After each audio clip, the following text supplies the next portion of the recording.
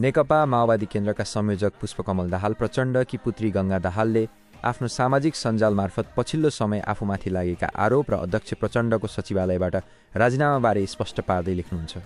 नमस्कार, मेरा बारेमा पछिल्लो समयमा विभिन्न सञ्चार माध्यममा आएका भ्रामक समाचारप्रति गम्भीर ध्यानाकर्षण भएको छ।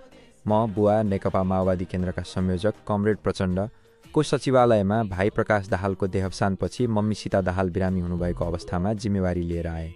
मम्मीको हेरचाह पनि गर्नुपर्ने र भाइ प्रकाशले निभाउँदै आएको भूमिकामा रहेर अध्यक्षलाई सहयोग गर्न पार्टी नेताहरूको सल्लाहमा सचिवालयमा रहेर निस्वार्थ भावमा पार्टी आन्दोलन र बुवाको लागि आफूले सकेको सहयोगको कोसिस गरिरहे।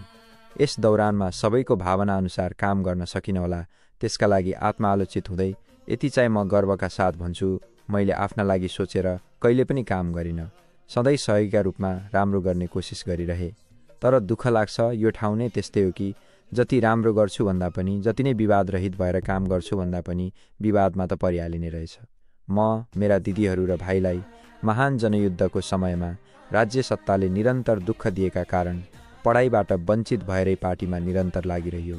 कुप्रचार र भ्रामक सूचना दिनेहरूले मेरा बारेमा निरन्तर प्रहार गर्दै सञ्चार माध्यमको पनि चरम दुरुपयोग गरिरहेका छन्।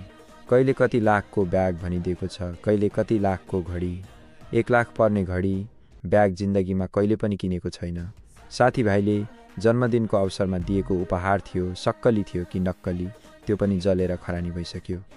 अझै पनि त्यही कुरा ल्याएर प्रहार भइराखेको छ। निरन्तर मलाई देखाएर नेकपा माओवादी केन्द्रका संयोजक प्रचण्ड र समग्र पार्टी विरुद्ध योजनाबद्ध प्रहार भइरहेका कारणले यस्तो अवस्थामा मैले सचिवालयको जिम्मेवारीबाट बाहिरिँदा नै बुवा पार्टी र आन्दोलनको लागि राम्रो होला भन्ने निष्कर्षमा पुगेर बुवाको सचिवालयबाट राजीनामा दिएको छु। पार्टीको जिम्मेवार कार्यकर्ता भएकाले आजीवन रूपमा पार्टीमा भने क्रियाशील रहनेछु। सचिवालयमा रहँदा पार्टीका नेता, कार्यकर्ताहरू र आम नागरिकले गरेको सहयोगप्रति हार्दिक आभार व्यक्त गर्दछु। उहाँले आफ्नो भनाइको अन्त्यमा सम्पूर्ण देशवासीलाई शुभकामना समेत दिँदै लेख्नुहुन्छ। अन्तमा दीपावलीको दीप जस्तै तपाईँहरूको जीवन उज्यालो बनोस्। सबैमा दीपावली, छठ, नेपाल सम्वत लगायत पर्वको हार्दिक शुभकामना। धन्यवाद।